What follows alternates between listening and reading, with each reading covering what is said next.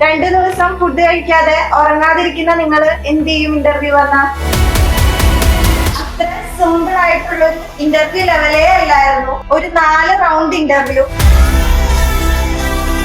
13-14 പിള്ളേര് പോയിട്ട് റിജക്ട് ആയൊരു ഇന്റർവ്യൂ. അവൻ ഫസ്റ്റ് റൗണ്ടില് ക്രാക്ക് ചെയ്തെടുക്കാന്ന് പറഞ്ഞാല് സിമ്പിൾ ആയിട്ട് നിങ്ങൾക്ക് ആർക്കെങ്കിലും തോന്നുന്നുണ്ടോ?